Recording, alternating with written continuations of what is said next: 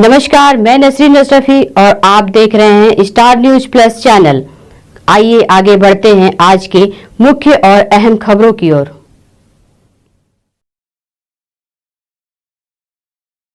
पहले पूरे संत के सत्संग सुनते रहने से सभी तरह की जानकारी लोगों को होती रहती थी, जो आज भी संभव है।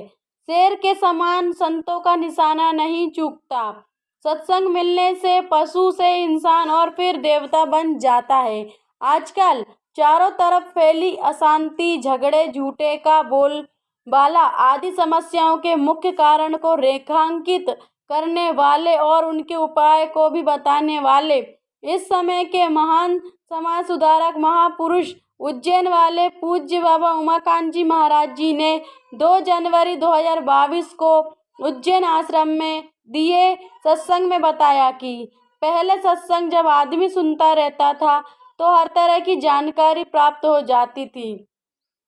लोक परलोक बनाने की, गृहस्थ आश्रम चलाने की, आत्मा परमात्मा की और आत्मज्ञान की भी। बताए हुए युक्ति के अनुसार जब आदमी काम करने लगता है तब बोध ज्ञान हो जाता है कि मैं कौन हूँ, प्रभु कौन है। जब अनुभव हो जाता है तब विश्वास हो जाता है।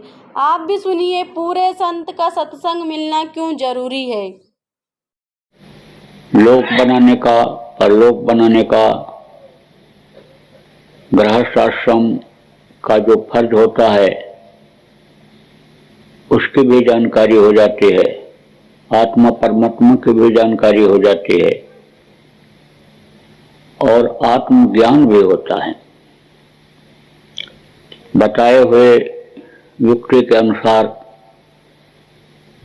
जब आदमी काम करने लगता है तब बोध हो जाता है कि मैं कौन हूं, प्रभु कौन है। सुन करके आदमी को अनुभव नहीं होता है, लेकिन जब अनुभव हो जाता है, एहसास हो जाता है, तब उसको विश्वास हो जाता है। जैसे मैं कहूं कि बर्फ ठंडा होता है और बर्फ के ऊपर आप हाथ न रखो तो आपको नहीं पता चलेगा कि कितना ठंडा होता है। आप तो जैसे ठंडी हवा चलती है या हाथ पैर जैसे ठंडी में ठंडे हो जाते हैं, इतना ही समझोगे। लेकिन बर्फ तो बहुत ठंडा होता है, ज्यादा देर आप हाथ पे रख नहीं सकते हो। ऐसे ही अनुभव में जब कोई चीज आ जाती है तब उसके लिए आदमी को विश्वास हो जाता है। तो जो संतों का सत्संग होता है, जो पूरे गुरु का सत्संग होता है, हमारे गुरु महाराज जैसे पूरे संत थे, उनका जो सत्संग रहा उससे बहुत लोगों के अंदर परिवर्तन आया। देखो, जब ये वर्ण व्यवस्था बनी थी तब उस समय पर समझो कि आज की तरह से जैसे जात पात और ये जो बात जितने चल रहे हैं ये नहीं थे। अपना वो तो कलयुग में आए, जब संत आए तो आगे का भेद खोला। तो उस वक्त पर जो सवर्ण कहा जाता था, जो ब्राह्मण कहलाते थे, वो ब्रह्म को जानते थे, ब्रह्म के पास आते जाते थे, ब्रह्म की शक्ति को प्राप्त करते थे। तो ये जब बच्चा पैदा होता है तो कोई ज्ञान नहीं रहता है, कुछ नहीं। उसको ज्ञान कौन देता है, कौन सिखाता है? माँ बाप सिखाते हैं, परिवार के लोग सिखाते हैं, आसपास के लोग सिखाते हैं, विद्या गुरु उनको बच्चे को पढ़ाते हैं, सिखाते हैं। फिर जब आध्यात्मिक गुरु मिलते हैं तो ऊपर का ज्ञान कराते हैं। तो शुरू में तो समझो कि कोई जानकारी नहीं रहती है।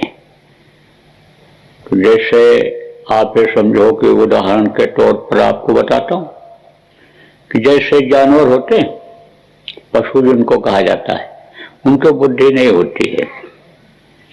ऐसे ही समझो कि आप बच्चे को कोई ज्ञान नहीं होता है। बच्चे के सामने अभी अगर आप नाग सांप जिसको कहते हैं ला करके ऐसे खड़ा कर दो, बैठा दो, लेटा दो, तो बच्चे को ये ज्ञान नहीं है कि ये जहर है, ये हमको काटेगा तो हम मर जाएंगे। उसको भी पकड़ करके वो खेलने लगेगा। इसी तरह से उनको भी ज्ञान नहीं होता है, पशुओं को भी ज्ञान नहीं होता है। तो ज्ञान यानी ऐसे बच्चे को नहीं होता है, जिनको जानकारी नहीं होती है उनको जानकारी करानी पड़ती है। तो सत्संग के द्वारा जानकारी कराई जाती है, सत्संग के द्वारा बताया जाता है।